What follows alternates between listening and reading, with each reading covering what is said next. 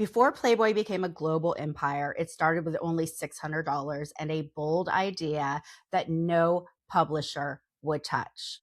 In 1953, a 27-year-old Hugh Hefner sat at his kitchen table in Chicago and created the very first issue of Playboy magazine. He didn't even date the issue because he wasn't sure that there would be a second. The first edition featured Marilyn Monroe. Though Hefner didn't shoot the photos himself, he licensed them for $500 from a calendar company.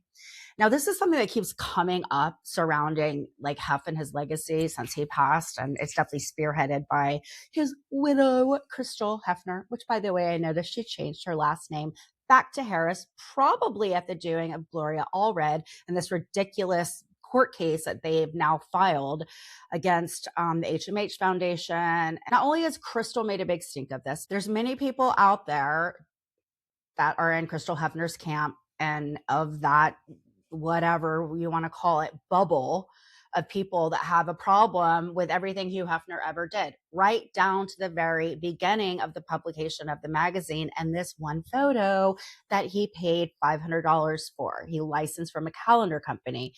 These people have no idea how the modeling industry works. And at that time, before Marilyn Monroe was a famous superstar, she, like many other stars of that era, up to current day, when you model, you don't own the rights to the pictures. Either the photographer owns the rights or the brand label, whoever you're shooting for, owns the rights. You don't own the pictures. You don't get to say what is done with them. And this is something that is always just so funny to me, that these people are like up in a tizzy because, oh my God, she was featured on the first issue and she didn't even shoot for it. And Hef stole her image. And oh my God, he's buried next to her. Just give the woman some peace.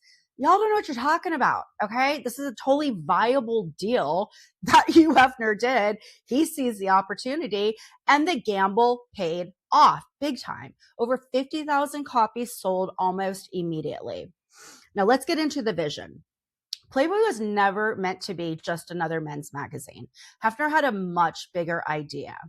He wanted to combine sexuality with sophistication. Each issue included fiction from major writers, jazz recommendations, political commentary, and long-form interviews. By the early 1960s, Playboy wasn't just selling images, it was selling a lifestyle. Then there was the cultural explosion. In 1960, the first Playboy club opened in Chicago. Within a decade, there were clubs in cities like New York, London, Tokyo. It was international.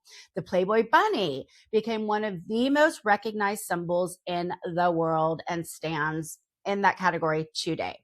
Then came television. Playboy's Penthouse debuted in 1959, followed by Playboy After Dark in 1969, bringing Hefner's world directly into American living rooms.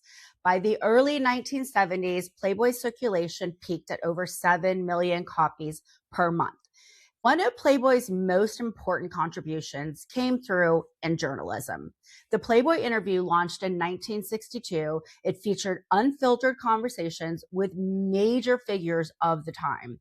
In 1965, Martin Luther King Jr. spoke candidly about civil rights. In 1969, John Lennon and Yoko Ono gave one of their most revealing interviews of all time. These were not fluff pieces. They were deep, often controversial, and widely quoted across global media. And now we come to controversy and criticism, because we can't have Hugh Hefner and Playboy without controversy and criticism. So with success came criticism, of course. Playboy was praised by some as a symbol of liberation during the sexual revolution of the 60s and the 70s. Others argued it objectified women and promoted unrealistic ideals. Hefner himself became a polarizing figure, celebrated as a visionary by some and often criticized by others. In closing, what was Hefner's legacy? What was it all about? From a $1,600 startup in 1953 to a multi-million-dollar empire spanning magazines, clubs, television, and licensing, Playboy didn't just follow culture, it helped shape it. The question is, was Hugh Hefner redefining freedom or simply packaging fantasy for mass consumption? Let us know what you think in the comments below. Hit that subscribe button. I'll see you next time.